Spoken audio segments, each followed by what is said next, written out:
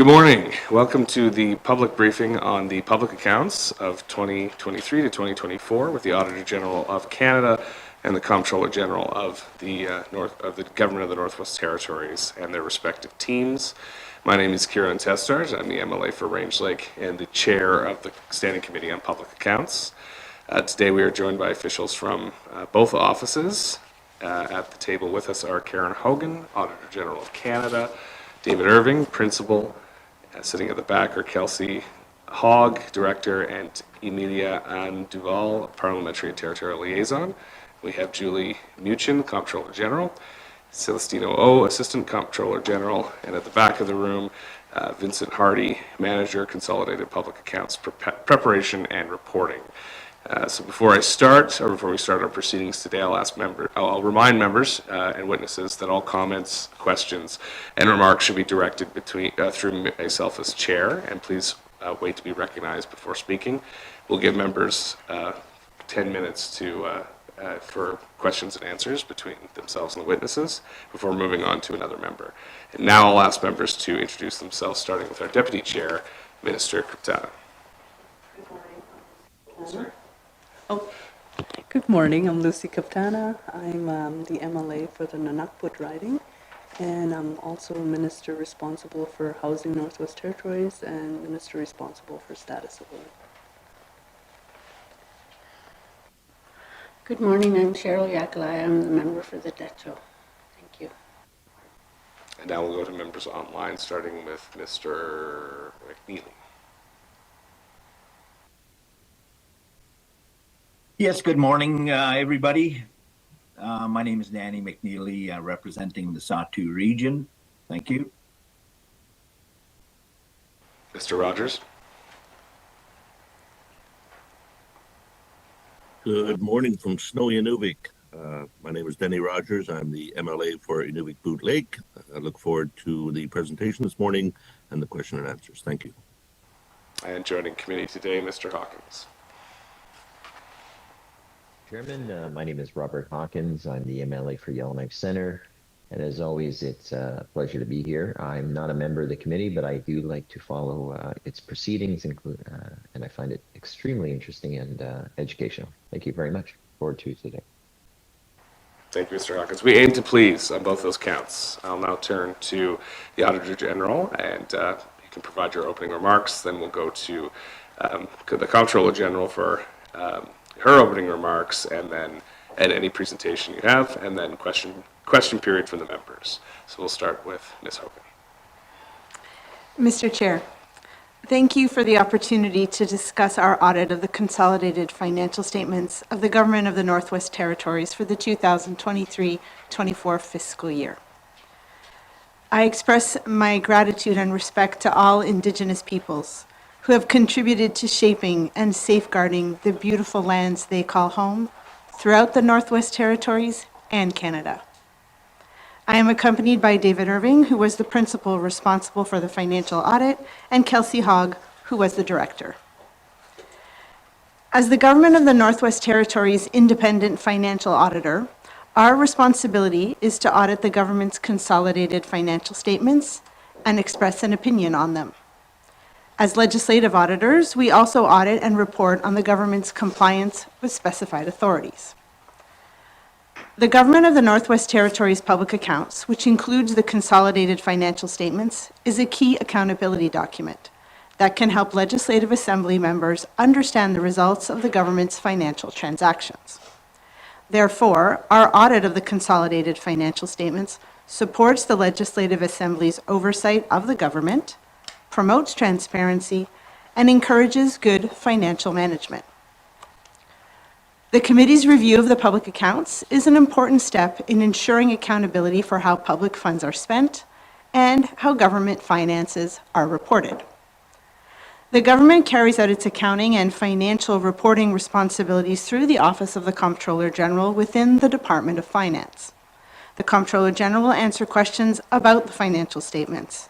We will focus on the results of our audit work. Our independent auditor's report is found on pages 11 to 14 of Section 1 of the Government of Northwest Territories Public Accounts. we have issued an unmodified opinion on the consolidated financial statements, which means that they conform in all material respects with Canadian public sector accounting standards. This means that you can rely on the information provided in these statements.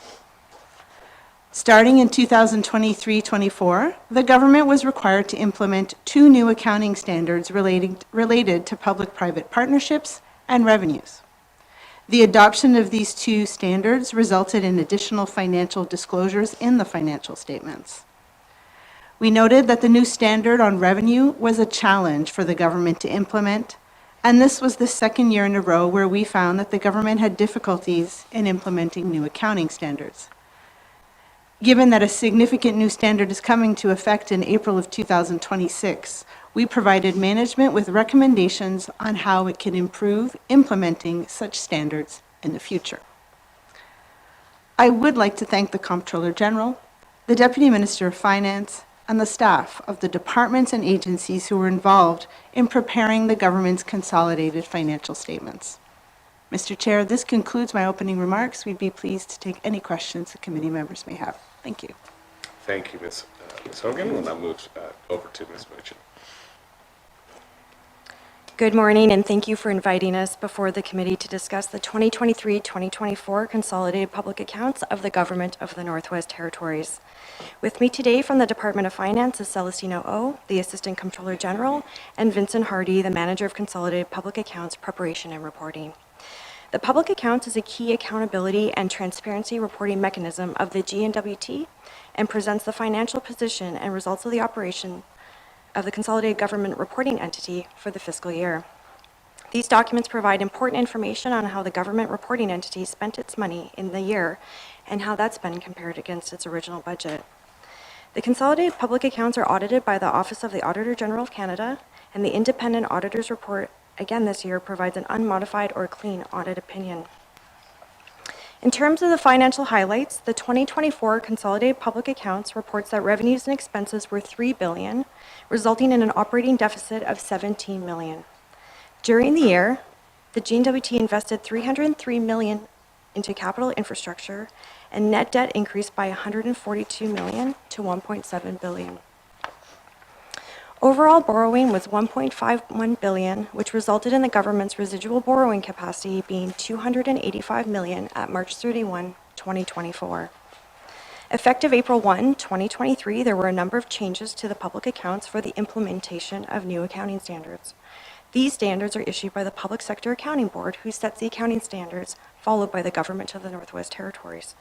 The Department of Finance reporting team worked diligently to adopt these 3 new public sector accounting standards on revenue, purchased intangibles, and public-private partnerships. And I would also like to highlight that significant work was required to accurately capture and report on the impact of natural disasters in these financial statements.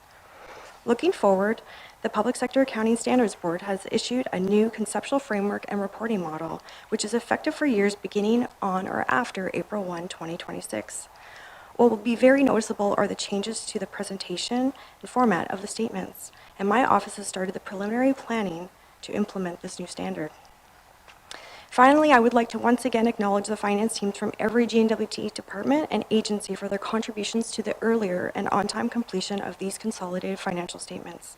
I would further like to acknowledge the work of the Office of the Auditor General of Canada and the dedication they bring to their work, in particular as we have had a number of new accounting standards to implement over the last few years, which required a large work effort on the part of the audit team. That concludes my opening comments. Thank you, Mr. Chair. Thank you, Ms. Mujcin. Do you have a presentation as well, or is... No? Okay, great. Then we'll get right into questions from the committee. So I'll turn to Ms. Kaptan. Oh, thank you, Mr. Chair. One of my questions, Mr. Chair, and one of my interests is the environmental liabilities. We have 231 sites identified in the Northwest Territories that hold environmental liability, specifically to solid waste sites and sewage lagoons.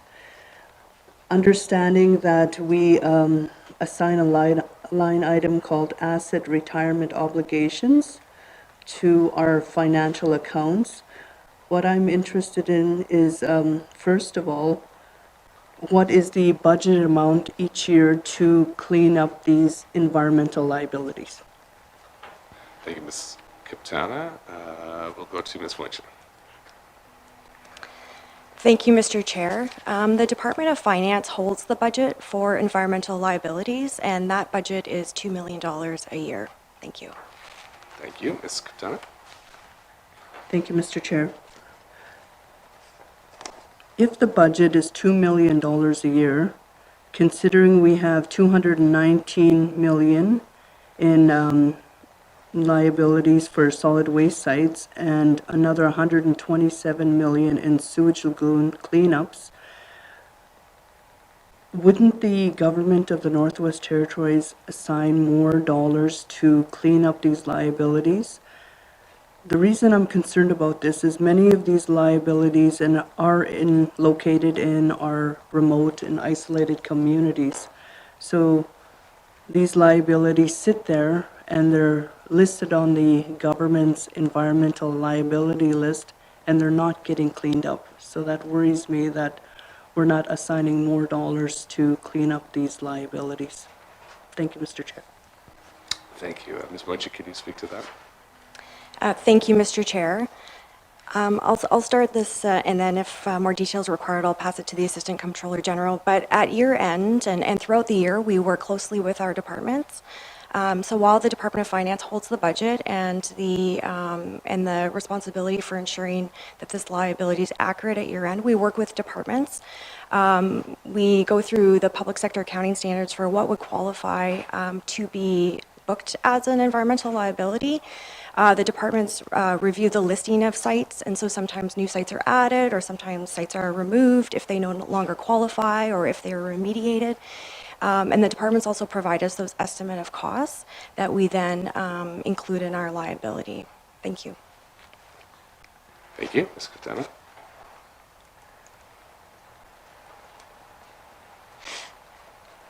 Thank you, Mr. Chair. That's all for now. Thank you, Ms. Kaptana. We'll now go to Mr. Rogers online. Thank you, Mr. Chair. In looking at the MACA budget, there's about 139 million there in lapsed funding.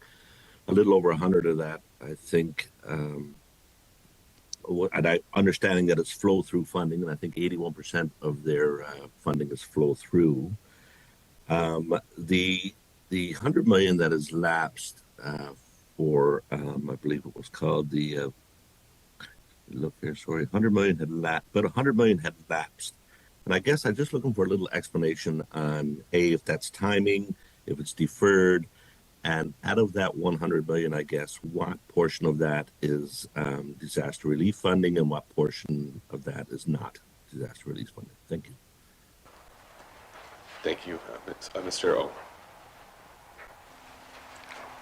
Thank you, Mr. Chair. Yesterday, to the member's question in terms of what has lapsed for the Department of Municipal and Community Affairs, it is made primarily of two items. Approximately $51 million was in relation to the Investing in Canada Infrastructure Program.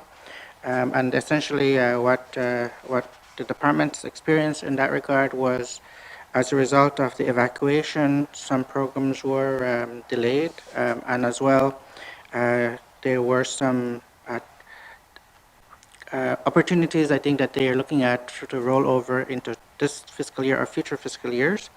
And so that's what investing in the Canada Infrastructure Program, and that is a flow through with the Government of Canada and therefore is available to be used in future fiscal years. The second item relating to the lapse was $47.8 million, and that was around the authorization relating to the natural disaster appropriation. Essentially what the department experienced in that was that a couple of the restoration work, because the disaster was segregated into two sections, immediate response and then the recovery efforts afterwards. So the restoration work relating to the remediation of some of the tangible capital assets and or the work needed to do maintenance to bring those back on stream has been deferred and could not be completed. Contracting procurement challenges essentially was what caused those to roll over into the new fiscal year. So once again, the $51 million investing in Canada Infrastructure Program and about $47 million in natural disaster. Thank you. Thank you, Mr. O. Mr. Rogers. Thank you for that. Appreciate that. Can you provide any further details on the 51 million on the investing in Canada infrastructure? For example, is this something that they're waiting for information back from a community, from any particular or communities on that funding as to why it didn't get rolled out? Because if I understand this correctly, then the 47 is disaster mitigation, the 51 then is normal funding that would flow through but didn't flow through in the fiscal year. Just wondering if there's any further detail on that as to why it didn't flow through. Thank you. Thank you, Mr. O. Thank you, Mr. Chair. What we heard was that the funding is community-driven because it is a flow-through. The government within Northwest Territories receives the money from Canada and then works with communities to identify what are the capital projects that are eligible and what are the capital projects that can be supported under this program. And our understanding is that the community's priorities might have shifted and or there were again some challenges and better opportunities if they were deferred and so forth. With regards to the exact specifics relating to either community projects or amounts, we'll take a commitment to provide that detailed listings. Thank you. Thank you. Mr. Rogers. Thank you for that. Yeah, okay, so we can verify then that it's lapsed funding or deferred funding, but it's not funding that is now due to the federal government. Then indeed we're going to keep that funding that's just been deferred. Correct? Thank you. Mr. O. Thank you, Mr. Chair. Yes, we can confirm that the funding is eligible for deferral. Because otherwise, if it was not eligible for deferral, we would have it listed in the due to Government of Canada item on the Statement of Financial Position, and they're not. They are in the deferred revenue category in the Statement of Financial Position. Thank you. Mr. Rogers. Thank you. Appreciate that. I'll pivot a little bit, and I'm not sure if this information can be teased out or if it could have been something that I had missed, but given obviously the natural disaster that we experienced with the wildfire, and I know some of that funding was received from the federal government, but can you kind of give us the number over and above what we received, the actual cost to the GNWT for that disaster, net of any funding received from the federal government? Thank you. Thank you. Mr. O.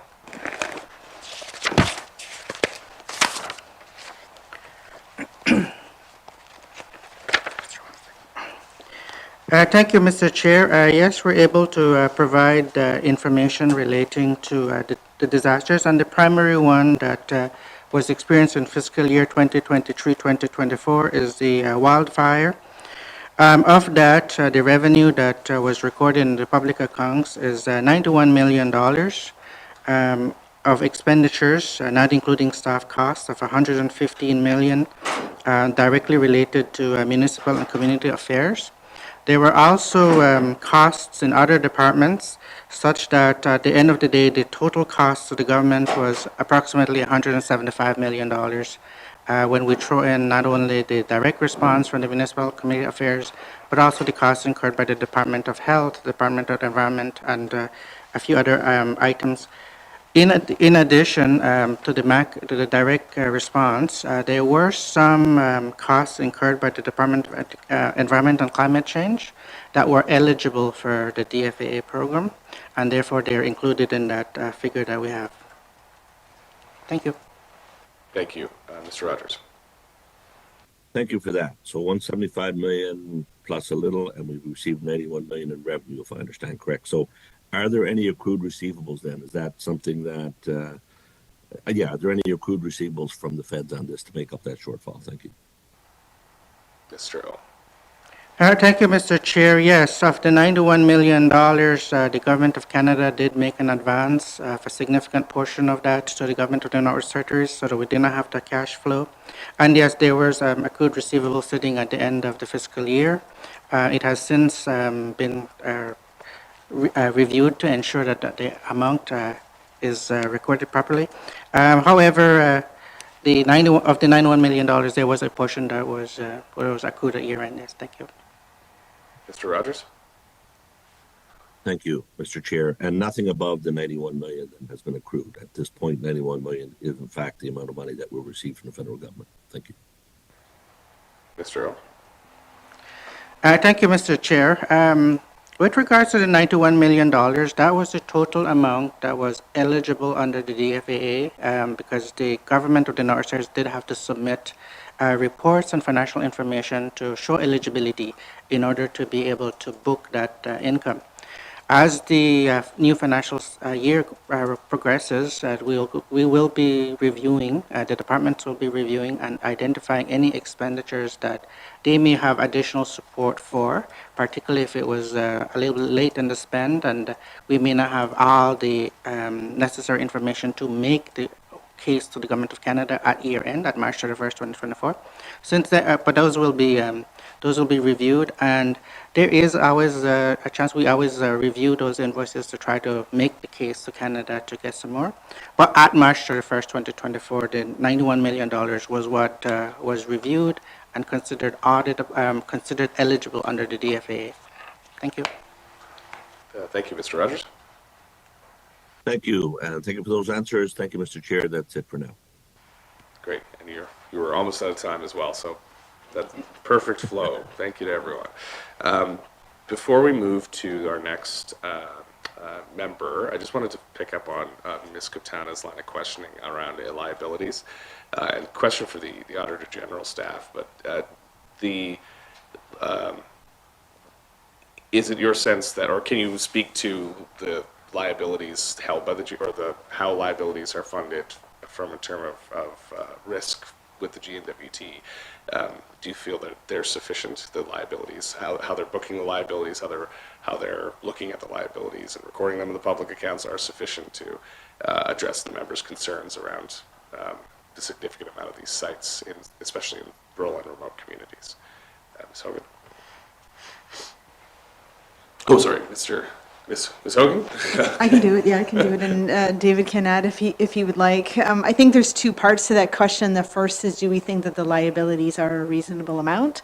And we do, because we consider that one of the significant risks in our audit, so we spend time challenging management's assumptions and estimates in order to determine that the liability is reasonable and is, at a point in time, at year end, is a good estimate of what the liability could be based on the information the government knows now. Now, this kind of liability I would expect to see adjusted every year for either updates in information that you have, different methods to clean, or as you clean or remediate, that the number will go up and down. Then funding is a whole other question, right? Having sufficient funds set aside in order to discharge those liabilities. Many of those liabilities are expected to be paid out over many, many years. It takes time to clean up.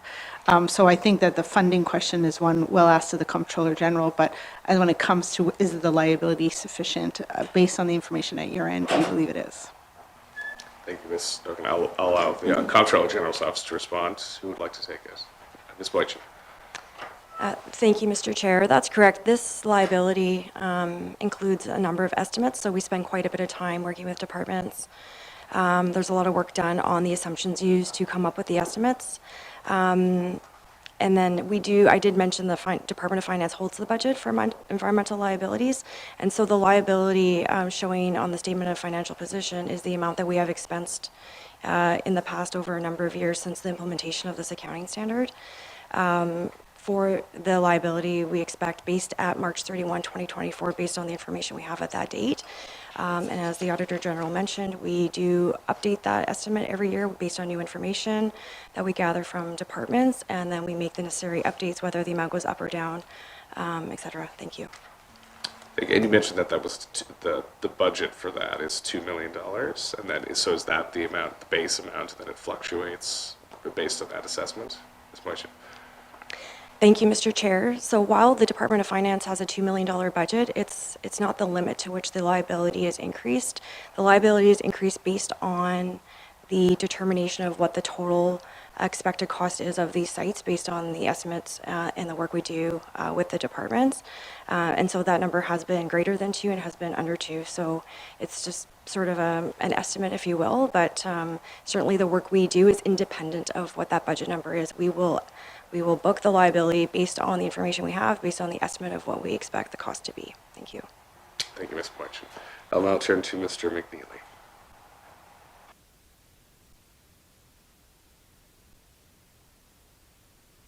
Thank you, Mr. Chair. My question is requesting the information on the existing funding arrangements through the bilateral agreements the territorial government has with Ottawa. If that list of call it receivables or bilateral financial commitments to our government, if we can get a list of that, whether it's through the Department of Health or the Department of MACA or the Department of Infrastructure, we can see how much commitments are out there aside from our review of the public accounts expenditures. Thank you. Ms. Mujcin. Included in the public accounts under Note 10 is a listing of deferred revenue, and we are able to provide committee with further information that breaks down those amounts if committee would like that. Thank you. Thank you, Ms. Mujcin. Mr. McNeely. Thank you, Mr. Chair, for the follow-up. Yes, through our committee clerk, if we can get the list of, I don't have that list in front of me on number 10 there, but channel the information through our committee clerk here. I'm on duty travel here today. I must, for your information, sign off at 10 o'clock here for a road trip to one of the Sahtu communities for an all-day session. So I look forward to corresponding with our chair and clerk here on the receivable of that information. Thank you. Thank you. We'll get that information for you, Mr. McNeely. Is there an indication of how long that deferred revenue has been sitting in deferrals within the public accounts? Because I think the concern of the member is that some of these bilaterals were entered into significant time ago, as long as 2 assemblies ago, and the money has not yet been spent. And these are on major projects like the Celestino Hydro expansion and the Mackenzie Valley Highway, Slave Geological Province, where there's been large pots of infrastructure kind of applied for and invested in and held. So, is there any sense of how long this money's been deferred for, Ms. Mujcin? Thank you, Mr. Chair. We don't include that information in the public account, so I'd have to take that back to take a look at. Where we have an entry here for deferred revenue, it's where there has actually been an agreement signed on March 31, 2024. So if there has been an agreement that perhaps has not been signed at that date, it would not be reflected here. But certainly we can break down the dates for committee on that listing. Thank you. Thank you. Mr. McNeely, anything further? Yes, thank you, Mr. Chair, and we welcome that information here. Just to give you an example of unfinished business or deferred capital or deferred urgency for the capital to the infrastructure developments. If you look at keep deferral of the Frank Channel Bridge. Okay, so the Frank Channel Bridge really services the south side population. And the longer we take in fixing this particular bridge, and I'm not really too sure on the stressful integrity of this bridge structure, but that bridge crossing services the whole city of Yellowknife, the communities of Dilo and Detta, and Bichico, and the mining industry.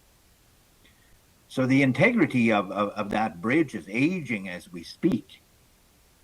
And the longer it takes to repair that, the more we enter into the liability and integrity of that bridge.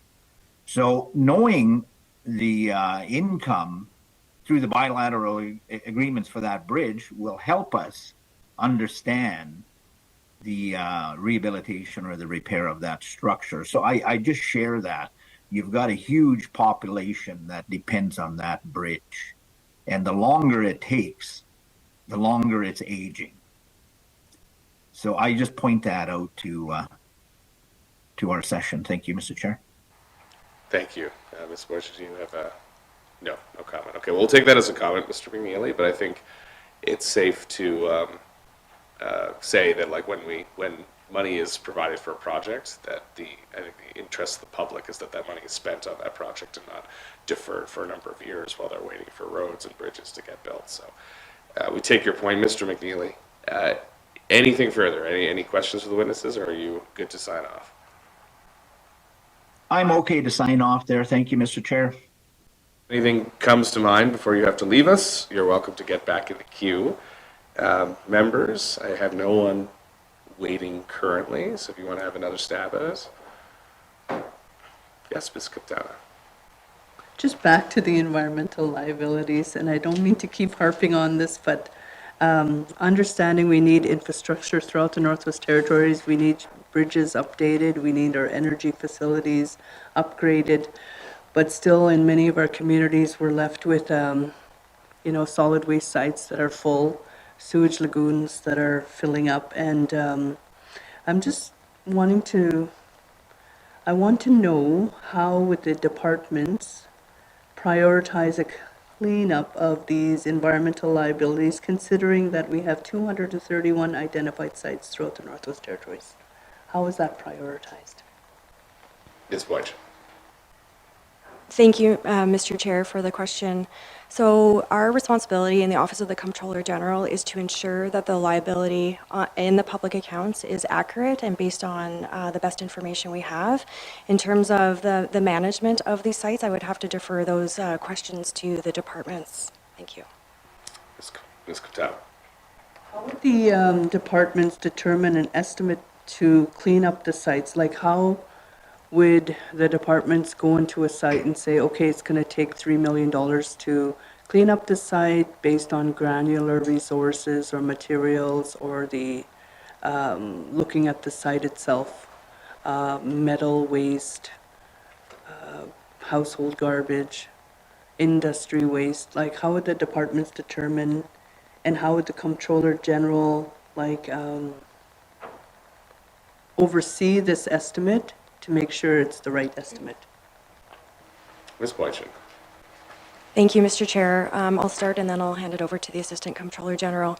The Department of Finance, as I mentioned, my office is responsible for the calculation of this liability. And so we have an environmental remediation committee that we chair. It includes it's an interdepartmental committee. Basically, that is to ensure the oversight of this, of the work that's required in order to prepare this liability at year end. In terms of how the departments go about doing that at a high level, I'll ask Mr. O to provide that detail. Thank you. Mr. Thank you, Mr. Chair. The way the committee's work functions is essentially we engage with subject matter experts at the departments in various multiple departments. As well, we engage with external consultants. They do go in and do various environmental studies. They, of course, do the usual jurisdictional scans and best practice reviews to understand, for example, the changing technology, or particularly how it will work in the high Arctic or in the northern context. So that's always important. Once we receive the information and the estimate, we review it to make sure that in finance we understand what is driving, what are the calculations, what are the components that go into it.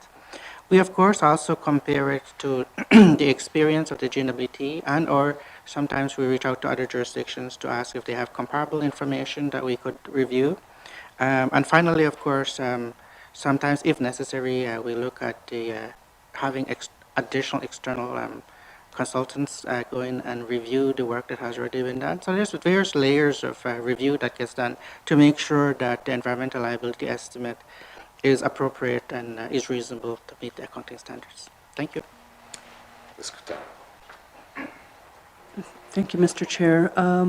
In terms of prioritizing, looking at the 231 sites that are listed, this environmental remediation committee, is there a listing of how you prioritize which sites need to be remediated as soon as possible versus those that can wait a few years?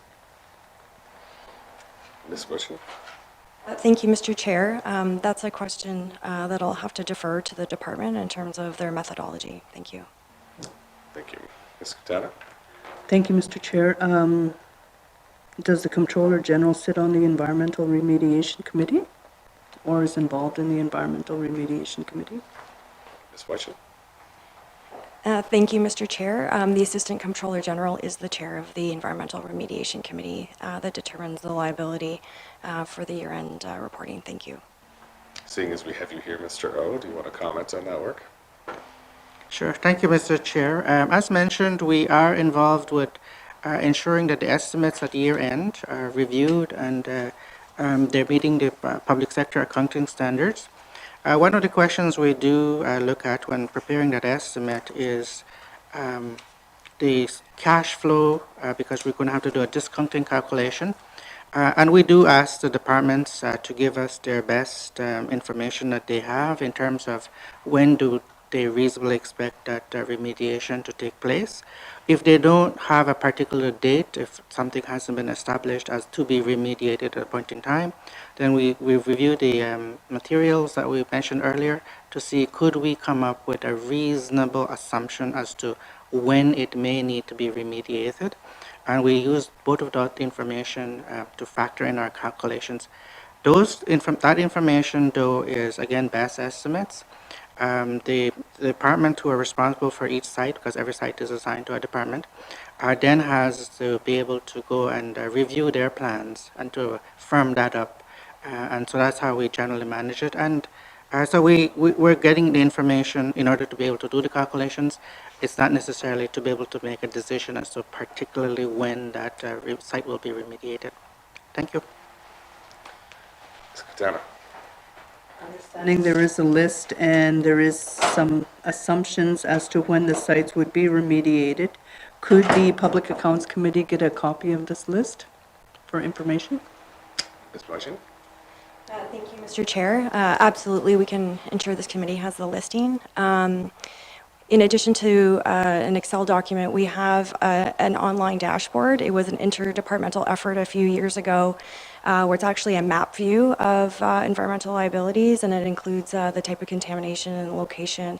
And it's a really user-friendly tool. Previously to that, we had a listing posted on the Department of Finance website, and now we have a different tool that people can use to review this information. Thank you. Thank you, and I want to commend you on implementing that because I believe that was a recommendation in the 2021 public accounts process. So that shows that, you know, this work we're doing today does bear fruit and we actually get more transparency. Anyway, I'll stop prattling on. Ms. Katana. I'm good right now. Thank you, Mr. Chair. Thank you, Ms. Katana. We'll now go to Mr. Rogers. You have the floor. Thank you, Mr. Chair. Mr. Chair, my question for the GNWT, on the GNWT fiscal responsibility policy, can they kind of speak to if or how they've engaged with the Office of the Auditor General on that policy? Thank you. Ms. Mujcin? Thank you, Mr. Chair. That policy actually sits outside my shop. So while the Office of the Comptroller General includes the reporting on two metrics and other metrics within the public accounts, the actual policy development and oversight is done through a different branch of the Department of Finance, so I can't speak to the work on that. Thank you. But I can get that and provide it to committee. Thank you. Mr. Rogers? Thank you. I'm not sure if the Office of the Auditor General maybe can comment on that. Certainly, I also want to speak to, I mean, since 2020, we've had an increase to debt to GDP ratio in the Northwest Territories. And I'm wondering, maybe the OAG can make a comment on if they're seeing this increase across other provinces and territories across Canada. Two questions Thank there. You. Mr. Irving? Thank you, Mr. Chair. When it comes to the fiscal responsibility, that is included in the public accounts and the financial statement discussion analysis. our office is not involved or engaged with that policy. We do review that information as part of the audit to make sure all the information used in there is consistent with the public accounts. But we are not engaged or involved in how that policy is set up. And I believe Ms. Hogan would like to answer the other question. Ms. Hogan. So with respect to the second question about increase in debt, absolutely, I think it's something we're seeing across other jurisdictions, whether it be other territories or federally. In some cases, it's because of the increase in natural disasters that you're seeing increased spending. In other cases, it's increase in healthcare costs or significant investment in capital, whether it be infrastructure or such. Over time, infrastructure needs to be replaced, and it's a big burden, and you see that result in increased debt in many layers of government. So it is something that we're definitely seeing, but good to see that this committee is seized with monitoring it and looking for better answers. And I encourage you to invite those departments that might be responsible for that policy to have that conversation with the committee. Thank you. Mr. Rogers. Thank you for that. Appreciate that. Yeah, maybe one final question then for the Comptroller General. So I guess how or what our plan is over, I guess, how are our surpluses over time going to be applied, I guess, to our net debt? What is our plan for that? Thank you. Thank you. Kara, are you able to speak to that, Ms. Mujcin? I'll put you on the spot. Thank you, Mr. Chair. No, unfortunately, it's not something I can speak to. What I can speak to today is the results at March 31, 2024, but in terms of how that information is then used for future spending decisions is outside of my purview. Thank you. Thank you. Mr. Rogers? No, okay, thank you. Good for now, Mr. Chair. Thank you. Well, maybe I'll take a stab at it. So as of March 31st, how much debt was paid down from what was budgeted for to what was actually provided for in terms of debt servicing and any payments to the principal? Ms. Mujcin. Thank you, Mr. Chair. There are a few areas for payments on debt that you'll see. We had an increase in short-term debt overall as a result of impacts to capital infrastructure and on operations timing. Then we see our long-term debt. We list in our notes all the different long-term debt issuances there have been. In this public accounts, you'll see an increase in long-term debt as a result of NT Hydro.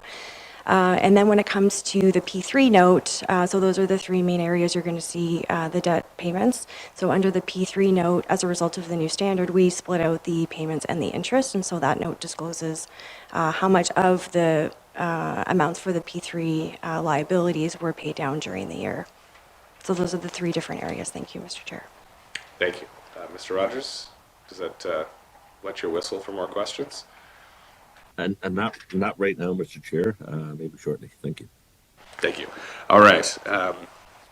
I wanted to ask you about resource royalties. Obviously, this is a market that fluctuates a lot, but I think an average reader of the public accounts might be alarmed to see the variance between the estimates and the actuals. We went from, I think, over 50 million in projected revenues to $0. So could you speak to that, Ms. Mujcin? Thank you, Mr. Chair. Resource royalties are volatile. There are many factors that go into their calculation, so including market factors as well as allowable deductions and the timing of those deductions as decided by industry. So we know that a portion of the amount is an estimate at March 31, 2024, because we do not have, the final, we wouldn't have the figures from industry at that point. So sometimes there can be fluctuations in that estimate. Otherwise, the most concrete answer I can give is just these are based on many different factors, including market factors and deductions that companies can make. Thank you. Thank you. And are you responsible for the kind of the auditing of royalties that from companies and whatever claims they make, like who's validating that information when they like write off earnings against losses and things like that, the tools that are available to them? Is that the Comptroller General, another part of the government? It's much. Thank you, Mr. Chair. The responsibility for that sits outside my office. It sits with the Department of Industry, Tourism and Investment. Thank you. Thank you. So given that there's a lot of volatility in this sector, also in corporate tax filing, could you speak to those kind of shocks? Because sometimes we see like 900% increases and decreases, and it can make, it can create these headlines where there's revenue shocks, right? So is there anything, like I guess what's causing them, and the follow-up to that would be, what can we do to better or use things like the public accounts to predict them in future estimates? Thanks much. Thank you, Mr. Chair. For corporate income tax and personal income tax, those estimates are provided to us by the federal government, but we know that, based on timing and when people are required to file their taxes, and based on the fact that we have a small tax base, it can be volatile. So we could have a late filer or a significant change, and then that'll greatly swing sometimes the revenue projections. So it's really the fact that we have a small tax base, so the numbers can be changed significantly at times. Thank you. Thank you. I'll ask the Auditor General's office as well. Do you see similar kind of revenue shocks or volatility around resource royalties and taxation, corporate tax and personal income tax in the other territories that your office audits? Something? I guess the best way to handle it is to say, I think when you have a small tax base, you notice when things are missing, especially on the corporate side. If there are typically a few significant filers on the corporate tax side, and I've definitely seen impacts over the years if there was significant fires, and many corporations miss the tax filing deadline. So you'll definitely see sort of this peak and valley in corporate taxes because of significant events, and it really does depend on the size of the tax filer base. So when it's smaller, a glitch like that causes people to miss a deadline would show a volatility, but over time, it typically is balanced. But it's hard to predict on a year for year because you don't know when filers will actually file. Okay. So not much help there. Oh, Mr. Irving. Yes, Mr. Irving. Thank you, Mr. Chair. I agree with what Ms. Hogan's saying, but the important thing to understand is commodity prices change dramatically. So certain industries can be affected dramatically from year to year, and we have seen that over the years in the different territories as well. How the industries react to those commodity prices fluctuating can greatly change their production, which can greatly change the taxes that you can collect. Thank you. Thank you. Yes, and we recognize as well that there's significant closure happening in the largest mines in our industry, which most likely will change will absolutely change the royalties we receive, but also those costs for closure are probably going to affect payments to the government. We did note that there's a $70,000 payment in the net fiscal benefit to Indigenous governments as per the devolution agreement in these estimates, but no resource royalties. So can you explain why we're seeing a very small amount, but still, when it's zero, you think 50% of zero should still be zero. So can you speak to that, Ms. Mujcin? Thank you, Mr. Chair. So the amount recorded for the resource royalties will include an accrual amount, whereas the net fiscal benefit payment amount was actually based on cash received. It's not based on the accrual amount. So there are two different calculations. So amounts paid out were based on cash we actually received for resource royalties. Thank you. Okay, thank you for that clarification. Moving to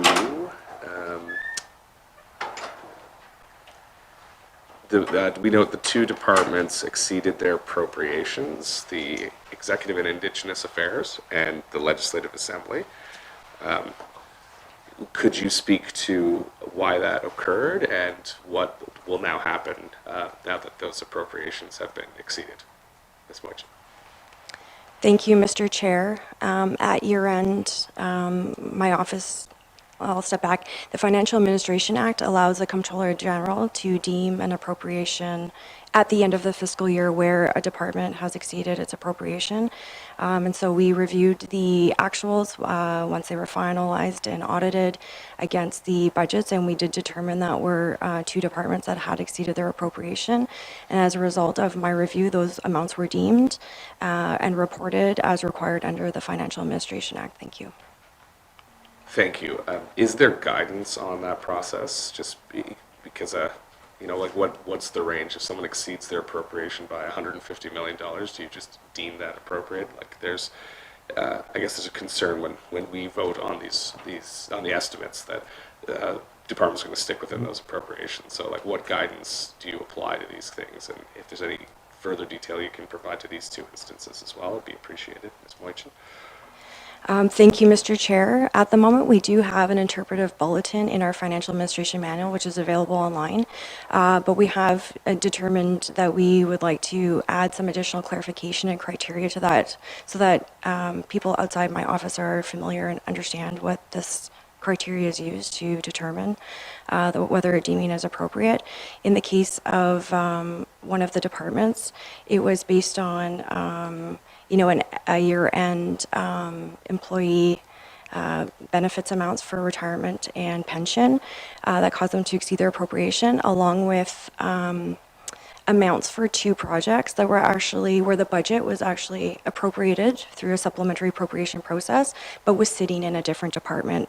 And so that department lapsed that amount, whereas this department picked up the actual cost. So there's a bit of a interdepartmental, if you looked at the two departments together, it would match. It's just that it, as a result of the budget not having transferred to this department, it caused them to exceed their appropriation for those two reasons. Thank you. Thank you. That seems reasonable. Moving to the contingent liabilities, committee notes that there's, I think, just over $40 million increase of the liabilities and claims, and we're just wondering, but we have no transparency kind of around where those claims are being populated. This stems back to a recommendation that was partially recommended from the 1920 public accounts, where you've broken out the categories of what those claims are, but we don't know how much money is allocated to each of those claims. So can you speak to why we're seeing this increase? Well, let's start there, Ms. Mujcin. Thank you, Mr. Chair. As a result of past committees having brought up some concern around the transparency of this amount, we did add some additional disclosure to note, and in this year's accounts, it's in note 20C. There are two different amounts that we do report in this note, and the distinction is that the amount where we believe a claim outcome is determinable and we have an estimate that we can rely upon, that amount has been accrued for as an actual expenditure, and we provide that detail here. In some cases, in the cases where the outcome is not determinable, we have then provided that amount in terms of the maximum amount the claimant's seeking, but it's not necessarily going to result in those amounts being paid out. It's at this time we have no determination on the outcome of that or the amount. So those amounts are listed at the maximum amount the claimant's seeking, such the worst case scenario. What we did add was additional detail on the nature of these claims so that readers of the financial statement could get a sense of what these claims may be for, and those are listed in bullet points below. And we do know that these amounts fluctuate from year to year. It depends on the claims that are filed. We know that in 2022 to 2023, the amount went down and then went back up again in 2024. So these amounts can fluctuate depending on the claims at the time. Thank you. Thank you. And of course, we don't want to, there's no expectation from the committee that there be individualized cases or like the details, especially that are before the courts in the public accounts, but the nature of the liability, there is interest to have some sunshine on that, because of course, if we could see a prodigious amount of claim around one of those categories occurring year on year, maybe there's a problem that we need to solve as a government. So is there any ability to provide more transparency around the actual totals within each claim category, the dollar totals within each claim category, Ms. Mujcin?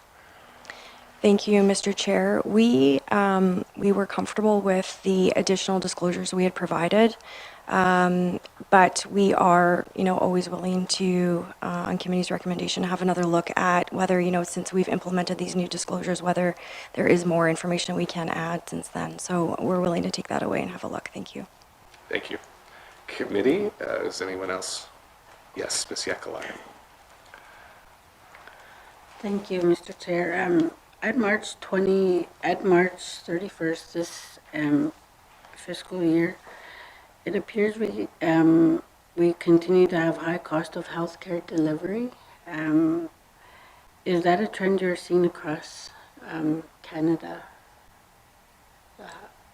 Costs are going up. Thank you. Ms. Hogan?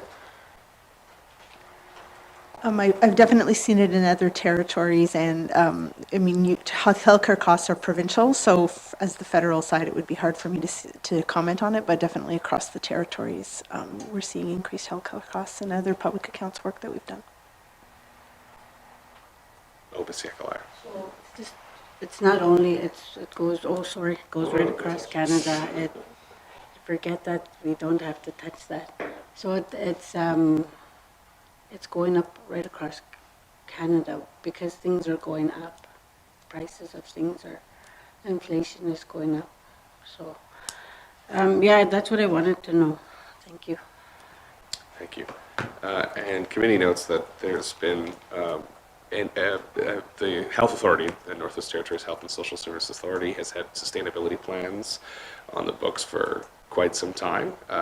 And we're wondering if you can tell us about the financial performance of those plans that are reflected in the public accounts, Ms. Mujcin. Thank you, Mr. Chair. My understanding is that sustainability work continues to be ongoing, and so I'll defer questions of that nature to Health and Social Services. But what I can say from a public accounts perspective, we're very pleased with the performance of the finance team at NTHSA. We work very closely with them. Their statements are completed on time, with quality and good internal controls. Thank you.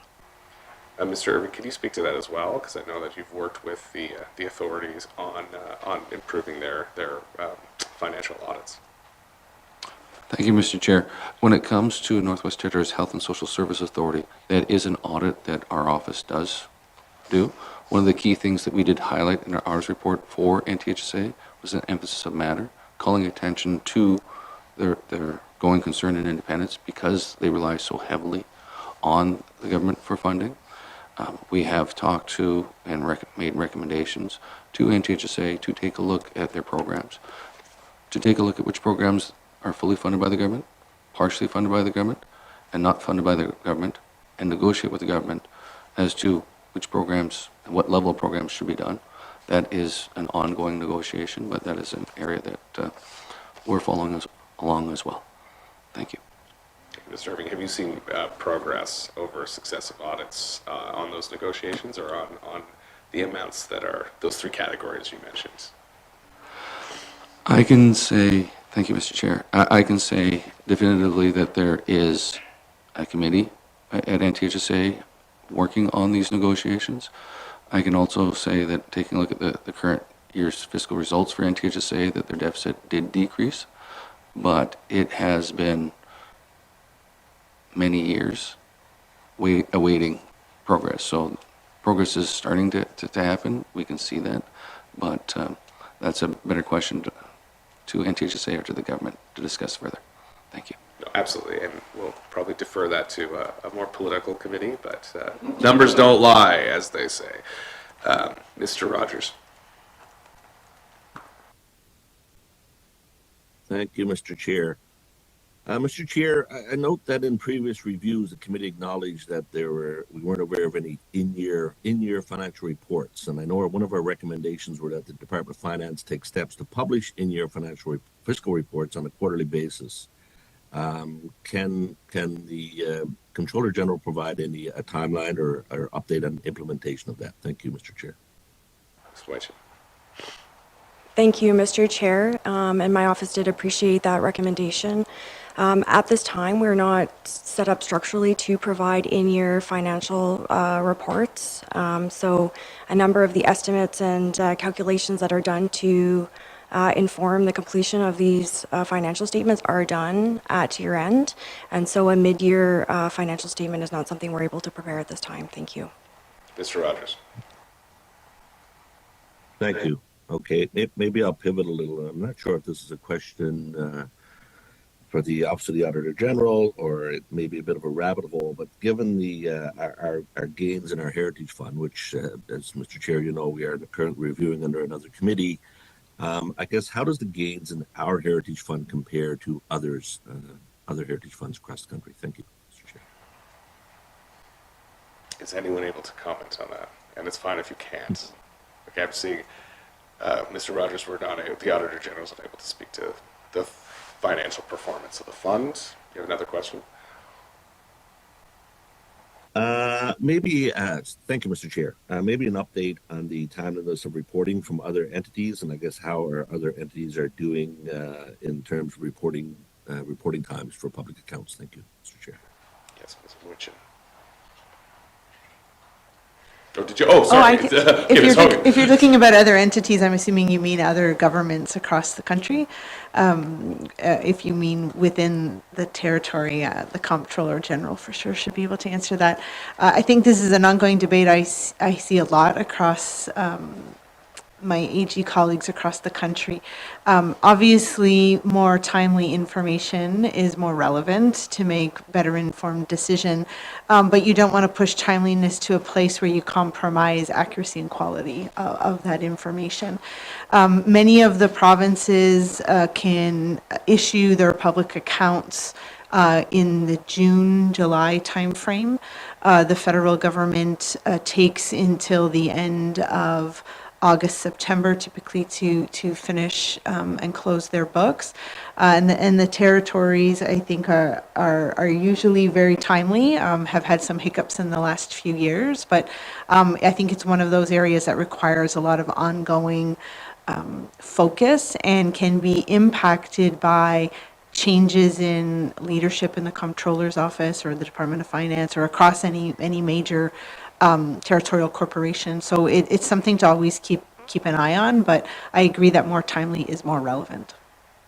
Thank you. Flood, fire, and pestilence have a way of delaying things. Ms. Mujcin, before I actually go to you, the committee notes that the public accounts this year were more timely than the last, and we commend you for the delivery of the receipt of that, and we hope to see continued improvements, but I'll let you speak to perhaps the reporting entities that you have to deal with, because of course there are many different entities within the GNWT that have different timelines potentially. So if you could speak to that.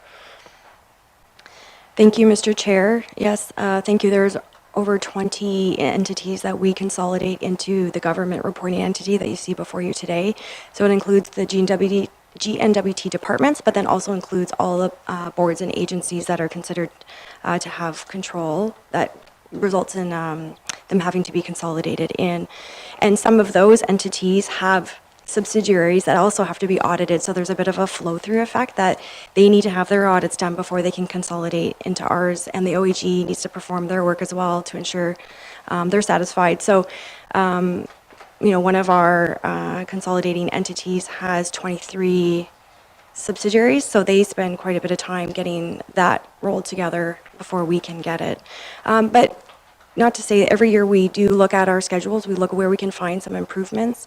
It does depend on the year. So in years where we have very complex accounting standard implementation, it may take a little longer. Other departments and agencies rely on the work we're doing to complete their statements as well when it comes to new accounting standards. And so we keep that dialogue open. The Office of the Auditor General has been great to sit down with. We talk about where we might be able to find some ideas for us to improve our timeliness. And we'll try to inch by inch that better every year. Thank you. Mr. Rogers. Thank you, Mr. Chair, and thank you both for those answers. Nothing further right now. Thank you. Thank you. Just to close the book on that, I think the IMF's gold standard is, the International Monetary Fund's gold standard is 6 months. And if we could ever be close to that, or I guess that would be a good benchmark to set for us, although appreciating the challenges that are out there. With that being said, I want to turn to the report, our last recommendations we made in our last report, and I want to start with the sustainability reporting.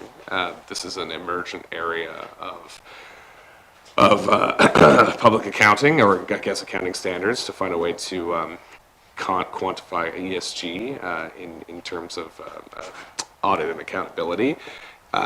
Your response was that there's still no guidance in place. I think the committee's intention was to get ahead of this work. So can you provide, and I'll turn to the Auditor General's office as well, but can you provide an update from the work you're doing with your kind of Comptroller General colleagues on sustainability, or what the industry is doing on sustainability? Ms. Mujcin.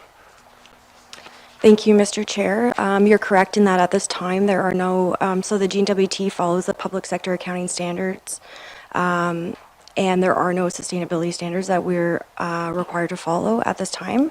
We do, my office, we stay in tune sort of with what's happening in the sustainability world, what kind of standards are being issued, as well as other accounting standards that the Public Sector Accounting Standards Board is looking at. So we do stay very closely, in tune with what is coming, because we know, especially if there's other accounting standards that will have a large impact on us, we want to stay closely aligned on what those look like. But in terms of sustainability reporting right now, there are no standards required to be in the public accounts, and so we have not included anything for that. Thank you. Thank you, Ms. Hogan. It's correct. In Canada, there is no guidance right now. There are international sustainability standards that are there. There are exposure drafts in Canada looking for comment from preparers and auditors on sustainability standard. It's moving a lot faster, I think, in the international realm than it is in Canada. So in anticipation, you could look to those to say, could we add certain disclosures? But sustainability discussions don't have to be maintained only in the financial statements or the public accounts. They can be in other documents. So the ability to move forward without audit work on it is still there if the territory is interested, but you'd have to look to international standards to see what's being done there as a best practice as the Canadian standards emerge. Is there, thank you, is there any work that you're aware of, at a provincial or federal level in Canada, or territorial level, to do that, I guess, outside of the public accounts process? So, I do know that federally, the Crown corporations were required to provide some ESG reporting outside of their financial statements, but that on government, it's still, the government base, it's still sort of deferred. But you do see it here and there, and that's why I say internationally and outside of Canada, there are some good examples to talk about risk and governance and the structures around managing sustainability. So there's an ability to start that now in anticipation of Canadian standards, if that's something the territory desires to do.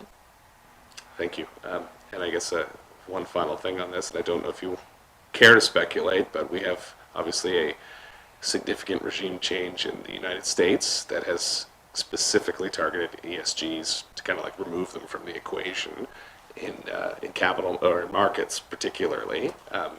If there was a kind of a rebuke of ESG as a financial tool or in the U.S. or prohibited by an executive order from Donald Trump or something along those lines, do you think you would see a similar movement in other jurisdictions? My goodness, my job is not one to speculate, but to talk in facts, and so I really have no comment on what political changes in another country might do to Canada. That's fair. I tried. I think there's a lot of change coming, and we're anxious to see where that's going. And having your expertise here is, of course, welcome. But we'll stick to the facts. So the Standing Committee also made a recommendation around improving the audit of education boards.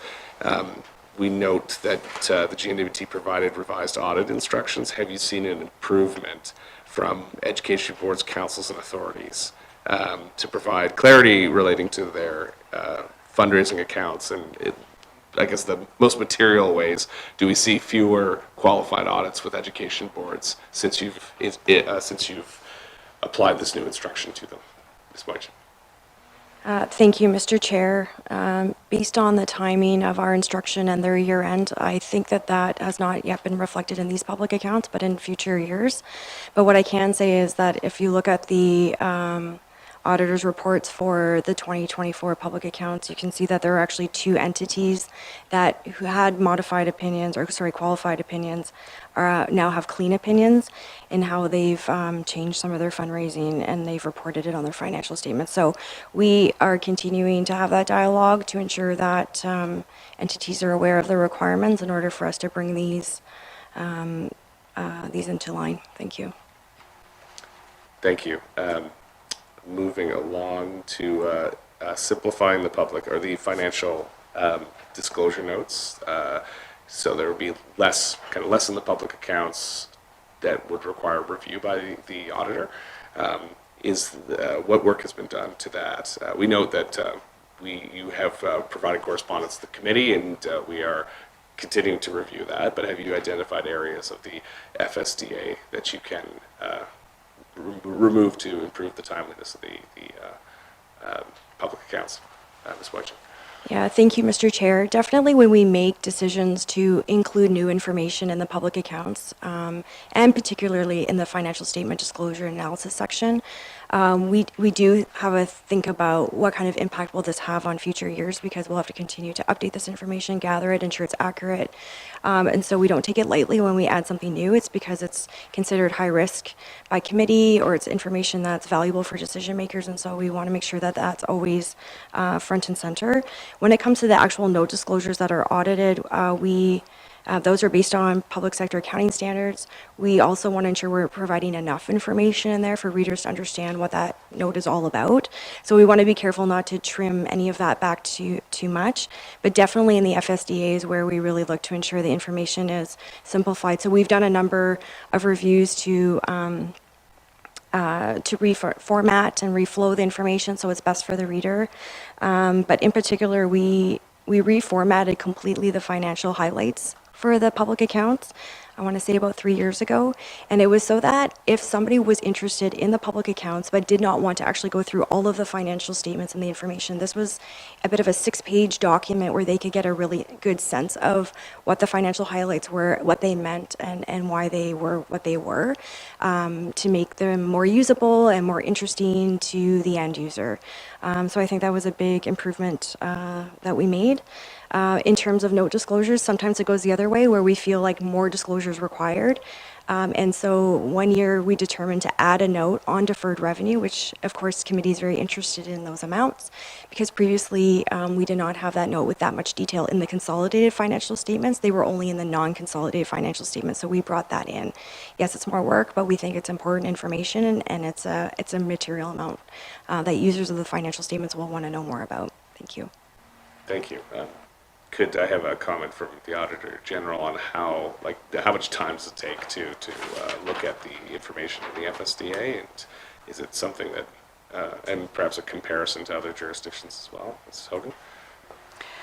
So the financial statement discussion and analysis is, I guess the way I would describe it is sort of the non-accountant description of what happened in the past year and some predictions or insights of the future. So if you don't want to read the financial statements, then it's a great place to go find out what's happened.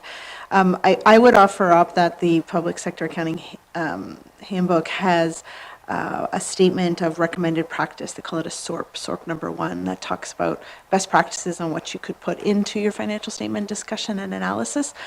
What we do to that is we read it all, and we don't audit the FSDA, we audit the statements, but we want to make sure that what's in there is lined up with what we know is what is in the financial statements, and we would encourage the Comptroller General to make adjustments if we felt that it was misleading. And so the fact that we issue a clean opinion and the FSDNA is there means that it's all good. But if you were looking to improve it, I would recommend looking at the Statement of Recommended Practice within the Public Sector Handbook for best practices. And then the depth that you go into is really up to what you believe the residents of the territory would like to see and read about. Great, thank you. And of course, we've known, the years I've been looking at the public accounts, there's been a noticeable improvement in the clarity and readability of that analysis. So we want to commend your office for that. Don't want to give you too much work to do, especially if it's going to impact the timeliness of the entire public accounts. So turning to the discussion on net book value zero assets and adjusting amortization of assets to better reflect, or of TC, tangible capital assets, or TCAs, to better reflect their actual useful life. What work have you is underway or has been done to better reflect that? Because of course, if we can reduce our amortization, that's going to create more, or is going to reduce our debt burden significantly potentially. So, what have we done? What have you done to address that recommendation, Ms. Mujcin? Thank you, Mr. Chair. I'll give it a start and then pass it over to the Assistant Comptroller General. We have had 2 back-to-back years of significant accounting standard implementations, and so that has really been priority to ensure that those have been implemented accurately and timely. So in terms of this work, I know that we've made some progress in this area, but it's certainly a project that we have on the books for this year, given that we have a year now where we don't have a new standard to implement. So I'll ask Mr. O if there's anything further to add to that. Mr. O. Thank you, Mr. Chair. Yes, the recommendation was raised, and so the work that we've done so far is to make sure that we know the areas where the net book values are, and we know that it does not have a material impact on the financial statements in front of you. We had to make sure that the calculations and the quick analysis was not indicating that we had to make a significant change to the public accounts. So we've progressed to that, and we've also therefore identified some of the areas in the tangible capital assets that we will need to focus on. But we haven't advanced it much more than establishing that rough landscape. And we have raised it with the various departments, so they're aware that we have it on the table as something that we'll have to do a deep dive in. We've also flagged that because these timelines for tangible capital assets, useful life, and so forth include estimates, we will definitely need subject matter experts. We will likely need external consultants to provide some information as to particularly if we're going to be changing the useful life of a TCA.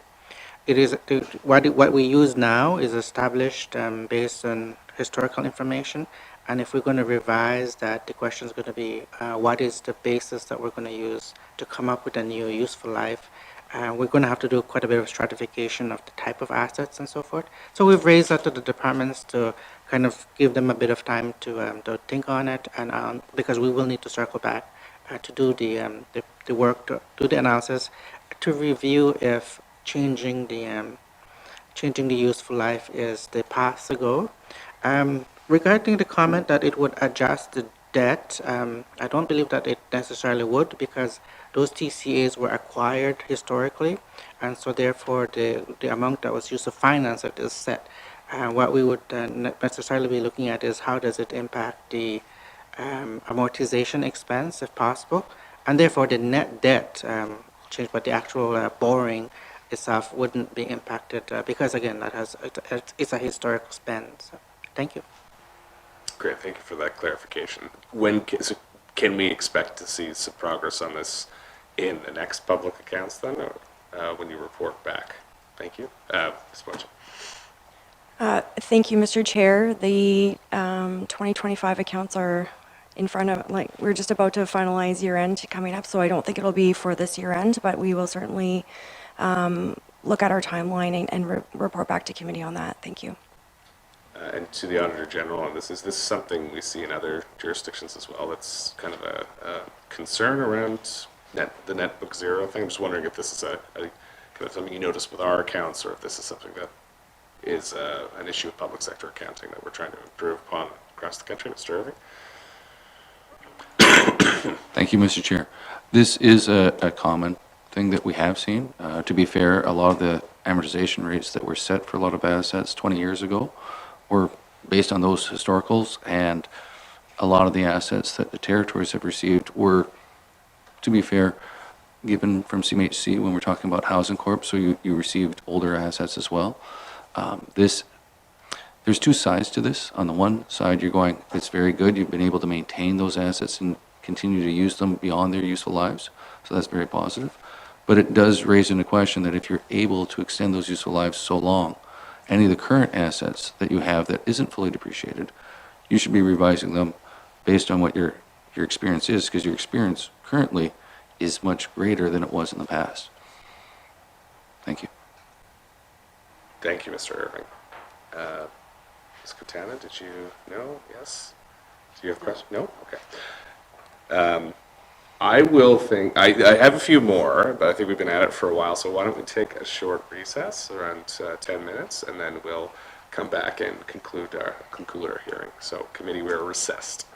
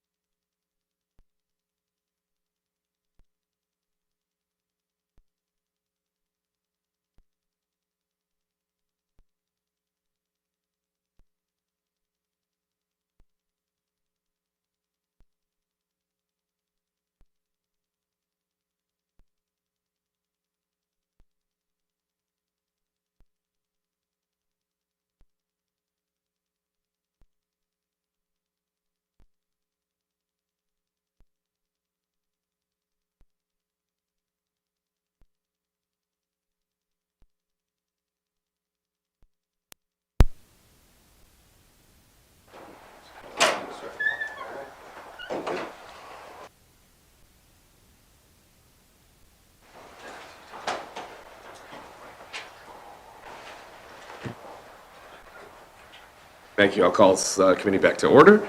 And do I have a member who wants to ask a question? I'll get started. I'm sure we'll see more. I want to turn to P3 reporting. So since the 2019-20 and the 2018-19 public accounts, Standing Committee has recommended that the GNWT classify the Stanton Legacy project, now known as Clemo-Gonti, as a P3. This has also been a source of, or a recommendation. A similar recommendation was made by the recent performance audit undertaken by the Office of the Auditor General of Canada into the entire Stanton renewal. Committee notes that is still, there's a disagreement, I guess, between your presentation of the Stanton, the Comptroller General's presentation of the legacy as a P3. It's not a P3, it's just a general procurement. So I'll ask why that is, or why you continue to disagree with this recommendation. Ms. Mujcin. Thank you, Mr. Chair. When the Public Sector Accounting Standards Board came out with an exposure draft, which is a bit of an early version of what a standard might look like, the GNWT reviewed its projects and its P3s and reported them accordingly, according to what that future standard was going to look like. We know in the 2024 accounts, the P3 standard came into force, and we again did another review of the criteria required in order to classify the project as a P3 for accounting purposes. Based on our analysis, we believe that the criteria for the financing past the point where it's ready for use was not met by the private partner, and therefore we have, so there's a bit of a decision tree, if you will, in the standard. And so we have chosen, based on our analysis, to report this as a traditional procurement that has a service contract. So you'll see in our contractual obligations that this service contract is included in that, but we have not reported it specifically as a standalone project under the P3 note, note 15. Thank you. Thank you. Who would like to speak to this from the Auditor General's office? Yeah. Ms. Hogan. I can go and David can add something in if he would like. So obviously we've done the same assessment and have a different outcome. I guess the one thing I would offer up is that the financial statements of the territory are still contain all of the information about the arrangement, whether it be classified as a P3 or not. Classifying it as a P3 would be greater transparency, as there's a separate note and additional disclosure. But the statements are still accurate in that they reflect the arrangement. It's just that it should be classified in a different way. So I don't know, David, if you wanted to adjust that or add to it. Thank you, Mr. Chair. In addition to Ms. Hogan's answer, what I'd say is when we did our analysis, we took a look at the three main components to determine whether the legacy should be considered a P3. From the documentation we received, Venture was involved in the design and providing financing during the construction phase. They provided financing after the building was completed, and they were operating and maintaining it, for several years subsequently. So it hit all three criteria from our standpoint. Similar to Ms. Hogan, yes, all the amounts are recorded in the financial statements in different places, but if it was recorded as a P3, there is more transparency. When it is included in the P3 note, there's more discussion about what the arrangement is, and we think that would have been valuable. Thank you.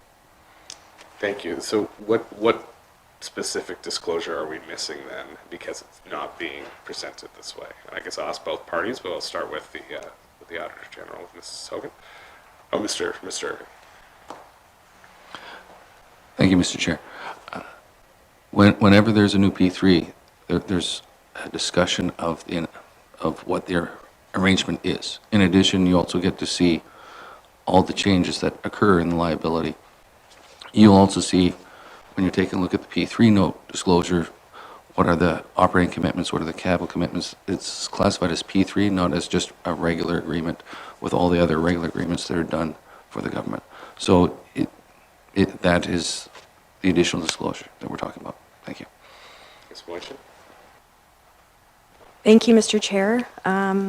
Under note 15, we have a list of 3 projects that are P3 projects, and so they include, so essentially, if we were to determine this project met the criteria to be reported as a P3, there would be 4 projects listed here. So it would include the date of the contracts, the interest rates, the liabilities broken out by payments, and interest, et cetera. So this is where you would find that additional disclosure information. Thank you. Thank you. And so my understanding is that part of your treatment of this is because the upfront costs of the asset were paid for by, and the risk were taken on by the GNWT rather than the third-party contract. Is this a matter of threshold? Like if there was more upfront capital expended on this by the third party, would that, in your assessment, turn it into a P3, Ms. Mujcin? Thank you, Mr. Chair. Yes, that was our analysis, was that we took the majority of the risk on the financing because we financed the majority of the project. Had that amount from the private partner been more significant, that would have been taken into consideration. Thank you. Sure. So, to that point, is there a threshold from your analysis? Is there a threshold, or is just any money? I think it's $4 million. So, is any amount of money for that upfront cost sufficient to kind of meet the test of a P3 as per, I can't remember what the 32 PS 3200 or whatever the standard is. Not an accountant, Mr. Irving. Thank you, Mr. Chair. From our standpoint, the threshold isn't whether it's material. If it was material, we would have an issue with our audit opinion. So if it was a larger P3, when it comes to this, we do have what we consider an audit difference that we discuss with the Comptroller General every year. And we go, okay, we've concluded the statements are not materially misstated. But the fact that there was financing, and in addition, there was additional financing expected before the government changed it, and arrangements had to be adjusted for that. So from our perspective, when we sit back and take a look at all the different agreements and arrangements, this wasn't a standard leasing agreement. You weren't paying lease for a building you own. So it is more complex than just a standard arrangement. And we thought, based on that, but to your question, yes, the amount of funding isn't significant to the government as a whole. Otherwise, we'd have a stronger view on this. Thank you. So what would I mean, is there a threshold that you could say definitively, like this is, like when does it become material, I guess, to the audit that would result in a qualified opinion, Mr. Irving? Our materiality is $76 million on this audit. That's based on 3% of the expenses averaged over the last 3 years. When we take a look at materiality, we'll be taking a look at all of our errors combined and then making a determination as to whether or not we think that's material. Is there anything you'd like to add? I think the only thing I would add about what threshold, it's not always just a dollar number. It really becomes a depends. It depends on what financial statement line item. It depends what it is. So we look at every transaction as it on its own and determine whether we think it's significant and would impact the decisions that a user of the statements would make. And that's why in my first remarks was about that the obligations and the assets are on the books. It's just the lack of additional disclosure because it isn't classified as a P3. That's of concern. Okay, thank you. I think we just have a difference of opinion, and committee will undertake the evidence we've heard and make a determination as to a recommendation. Turning back to another issue that's of concern to committee is the lack of transparency around medical travel.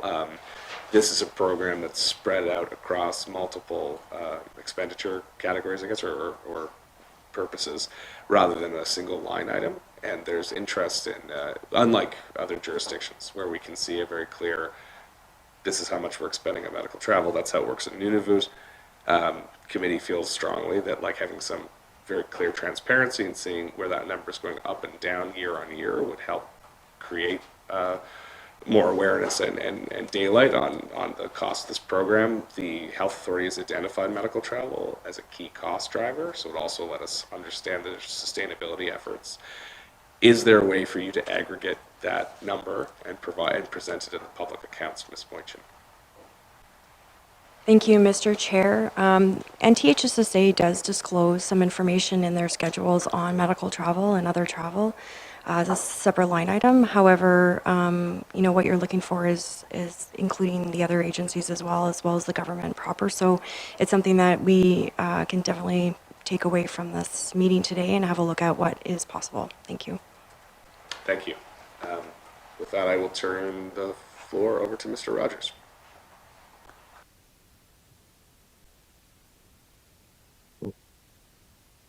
Awesome. Thank you, Mr. Chair. This question likely may be similar to my Heritage Fund question. I'm not sure if we can get an answer on that. But with regards to NTPC, we know, we subsidize NTPC by about 30 million. I think they still ran a deficit of a little north of 30 million. Are you aware, I guess, either Comptroller General or the Office of the Auditor General of any kind of sustainability efforts that are being made by NTPC to kind of alleviate the concern we have of the high power rates? Thank you. Thank you. Ms. Mujcin? Thank you, Mr. Chair. We know in the 2024 statements that NT Hydro saw pressures again in their costs on low water levels, higher diesel costs, and I think that difference was about 30 million last year. So I am not able to speak to what the work is on the sustainability going forward, but it's something we can bring back to committee. Thank you. Thank you. Mr. Irving? Thank you, Mr. Chair. When it comes to NTPC, Ms. Mujcin is correct, talking about the low level of water, which required more diesel burning. We can tell you that when it comes to NTPC, they do file what's called a general rate application with the Public Utilities Board. And then there are many people who will take intervenor status and ask several questions. A lot of those are public documents, but I'm not sure what level of details that you're looking for on this. Thank you. Mr. Rogers, did you want to clarify?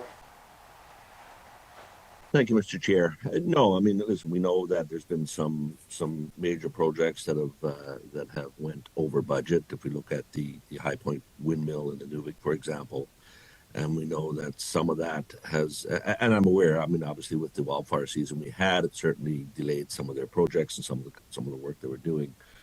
But I'm just wondering, given that some of our costs have seemed to be over and above what one would think would be a normal cost, that if they had brought forward any sustainability efforts. And I understand that that's likely something that I would have to take back to the department. So certainly I appreciate the answer on that.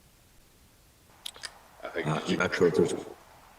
Yeah, did you, sorry, well, Ms. Mujcin has committed to bringing information back, so we'll leave it at that. Do you have anything further?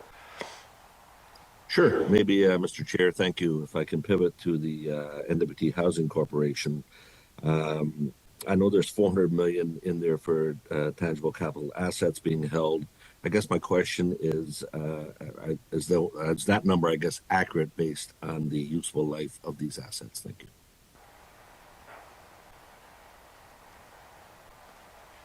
Ms. Mujcin? Thank you, Mr. Chair.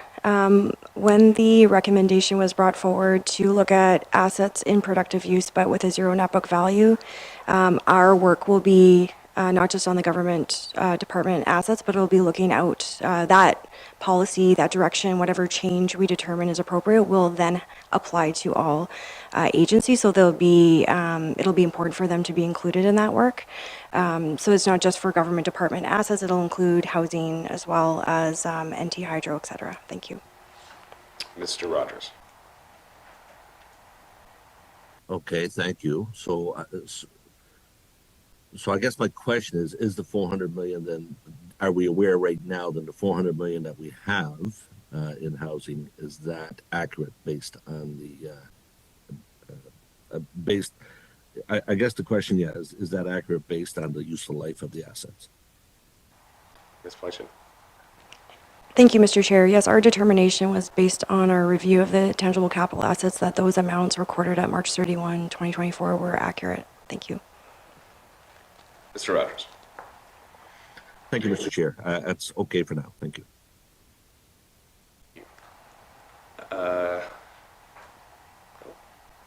Okay, so I have questions for the Office of the Auditor General. Are there any unresolved questions or issues from the prior year audit that have been unresolved by what you've seen current year?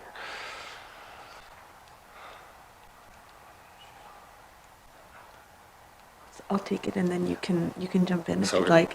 So I mean, every year at the end of an audit, we provide a management letter to the government on opportunities to improve internal controls, financial reporting. Some of those take many years to be acted on and implemented. So we reissue them year after year. So that would be a place to look at any unresolved issues. But if we had significant concerns, we would not have issued a clean opinion. So this is really just opportunities for the government to improve. So I'll see if Kelsey, did you want to add something? Mr. Hogg? Thank you, Mr. Chair. We do issue a management letter every year, and some of the points on this year's letter are carry forward, but I can say that the new ones we've added, the first has to do with improvements around the process for recording disaster recovery expenses and revenues. The second has to do with improvements that can be made when it comes to adopting new accounting standards. And the third major item that we raised was also some recommendations around accounting for environmental liabilities and incorporating new information on a timely basis. Thank you. So you're not seeing kind of persistent issues, apart from, I guess, your disagreement on that P3 matter, but like, I guess from management, from the past management letter to this management letter, Mr. Hogg? Thank you, Mr. Chair. There are some recurring issues. The zero net book value issue is a recurring issue. So that's one. We do have some carryover recommendations from the adoption of the asset retirement obligation standard. So there are some improvements that could be made there as well. Okay, thank you. Committee's not privy to this, to these management letters, just for the public's awareness, so it's useful to understand that process. And finally, on this, were you provided with all the information you requested from departments in a timely fashion? Mr. Hogg? Thank you, Mr. Chair. I would say generally yes. We have good communication with the Comptroller General's office throughout the audit. The one area that we did experience some challenges was on the adoption of new standards, and that was mentioned in Ms. Hogan's opening statement. But throughout the audit, we work well with the CG's office and work with them to resolve any outstanding items generally on a timely basis. Thank you. Now to the Office of the Comptroller General. Have you made any headway in digitizing the public accounts? Because I think we're talking about this in our committee briefing, but there's an Excel spreadsheet somewhere out there that's incredibly useful if you're doing a briefing or analysis of the public accounts, but it's more complicated with the entire document. So can you speak to that process at this point? Ms. Mujcin. Thank you, Mr. Chair. So we thanked committee for their recommendation to digitize the public accounts. It was what we were seeing in other jurisdictions as well. And so we did, one year, I'm trying to remember which year it was, do a web-based version of the public account so that people could find the information easier to pull out in order to do those kinds of trends analysis. Because what we had been hearing was that without it being digitized, you were having to go back to books and sort of recreate that data when we actually have that data to some degree already. So that work was actually very resource intensive. And so what we've pivoted to instead is a Excel document that's posted on the Department of Finance website with the public accounts, and it has every schedule and financial statement, but in an Excel version, so that if a user were interested in pulling the data out, they wouldn't be having to create that data themselves. They would just be able to use our Excel document and manipulate the information and add other years as they wish. So that is the work we've done. That's the work we'll continue to do.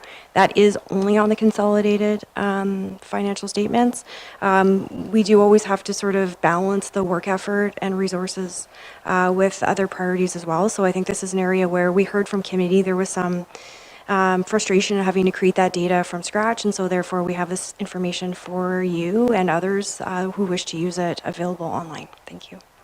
Thank you. And I would encourage you to better publicize or promote where that information is found, because it can be difficult to sift through the departmental website. So if there's public accounts, your top Google search is that Excel sheet, that would be great, because it was a little tricky to find.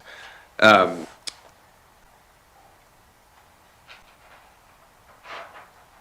the management letters, why aren't they made public? Because it seems like this is a very, very transparent process around public accounts, and these are non-controversial kind of recommendations. Is there any reason why, or at the very least, can't be shared with committee? Ms. Mujcin? Thank you, Mr. Chair. The management letters are an opportunity for, management to further improve on processes or areas that the auditor has found opportunities. So I think this is really something that is for management's use, and not necessarily, as the Auditor General mentioned, if there was something of concern that was so great, they would be likely included in the auditor's report. So we, as part of our year-end process, also ask all the entities to send us their management letters that they've received. So every entity, as I mentioned, is audited independently and then consolidated in. And we do review those management items to see if there's any sort of trending issues or repeat issues. And then we also work very diligently to try to resolve any of ones that we ourselves at our office have outstanding. So we do find them very informative to see what an auditor's perspective is, what issues they may have found as they were completing the audit, so that we can kind of see if that's a concern that we should have, or if that may be training or other process improvements we should do. So some of them can take time to resolve, but I do appreciate when the auditors do provide us this report, because it gives us some insight into maybe what they saw from their perspective that can help us make our internal controls even better. Thank you. Do you have a perspective on that, Ms. Hogan? So I agree with the Comptroller General. The intent of that document is a management tool. It is opportunities to improve processes, but we would have no objections with it being made public, but it really is a document that was given to management for their purposes. Thank you. Would you consider sharing the management letters with committee confidentially, Ms. Mujcin? Thank you, Mr. Chair. I will take that back for consideration. Thank you. Thank you.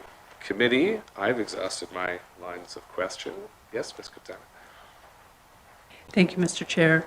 Just back to the environmental liabilities, and considering that the Office of the Comptroller General sits on the committee discussing and deciding on environmental liabilities, would they consider traveling outside of Yellowknife to go into the more rural and remote communities to visit these communities to look at conditions? I don't know.